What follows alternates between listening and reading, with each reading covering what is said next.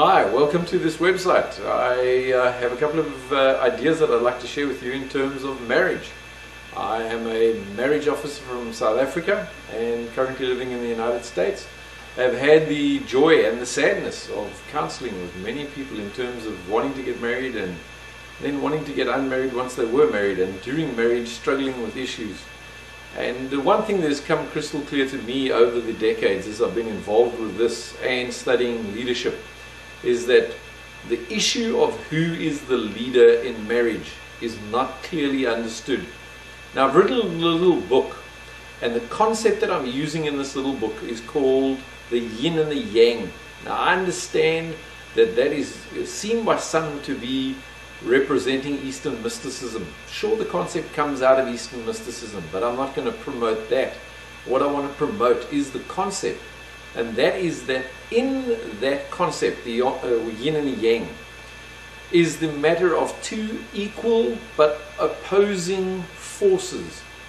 Now, in marriage, you often get a husband and a wife who are not considered to be equal, but they are opposing forces instead of cooperating forces. And my understanding is that if we understood leadership better and the corresponding followership, then the marriage couple would be able to deal with much more peace and calm in working their marriage out. The yin would represent the husband, obviously, the yang would represent the wife. But if you understand what I mean by leadership and followership, then you'd realize that that's a false dichotomy. That the leadership and followership are within each individual, and then in the marriage, context will determine which one is taking which role. God did not call the husband to be the leader, as many people erroneously think. Neither did God call the woman, the wife, to be the leader, as other people happen to think. But let's back up and ask, what is leadership? Leadership, pure and simple, is taking initiative to get a task accomplished, or in a situation, in a context, taking initiative. And then followership would be by the other person choosing to cooperate with that initiative. And then you've got leadership and followership.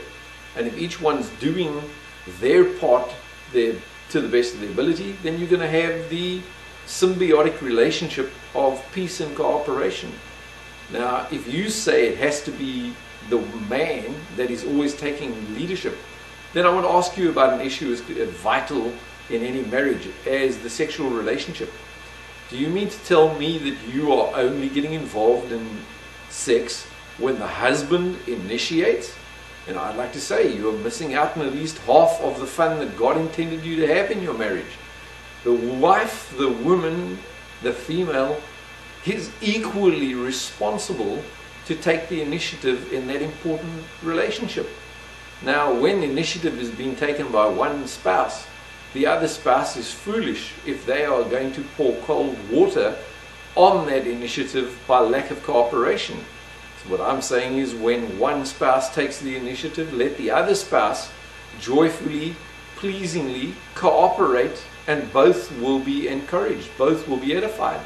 Both will ultimately accomplish what they want in that marriage. What about the finances? Yes, God in the Bible clearly says that the husband is responsible to stand before his wife. He's not standing before his wife as the leader. He's standing before his wife as the head. What does that mean? It simply means that he's called to do two very specific things: provide and protect. Well, if the husband is called by God to provide for his family, is he responsible to balance the checkbook? Is he responsible to see that the bills are all paid?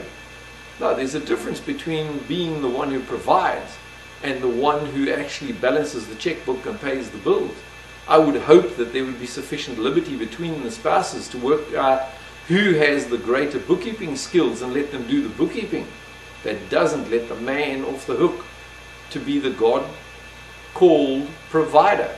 I want to challenge you to go into Amazon.com and look up the yin and yang of leadership followership. and see if you won't find encouragement, empowerment, and insight for you and your spouse to work your marriage out even better. Thanks a bunch.